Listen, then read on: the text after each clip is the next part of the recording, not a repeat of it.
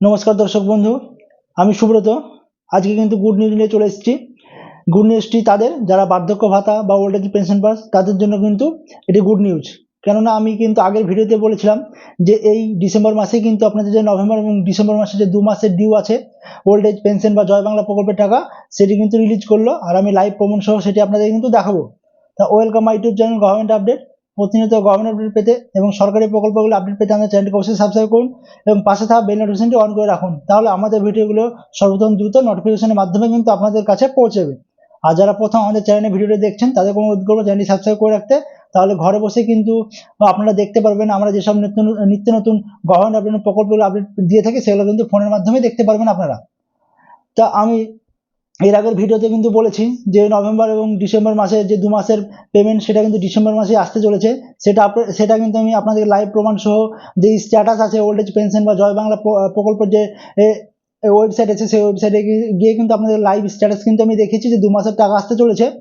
এবং আপনাদের অ্যাকাউন্টে বা আমাদের যেসব বার্ধক্য ভাতা বা ওল্ড এজ পেনশন যারা পান তাদের কিন্তু অ্যাকাউন্টে ইতিমধ্যেই কিন্তু 2 মাসের টাকা কিন্তু চলে এসেছে। সেটা কিন্তু আমি লাইভ প্রমাণ সহ আপনাদেরকে দেখাবো। তো এই যে 2 মাসের টাকার জন্য কিন্তু অনেকেই বসেছিলেন, আমাকে কিন্তু অনেকজন কমেন্ট করছিলেন, দাদা আমার কিন্তু 2 মাসের টাকা বাকি আছে নভেম্বর ডিসেম্বর মাসে, এখনো পর্যন্ত পেলাম না। আজকে 9 তারিখ 10 তারিখ হয়ে গেল, এর মধ্যে অনেক কমেন্ট আসছিল। তাদেরকে বলবো আপনাদের জন্য গুড নিউজ।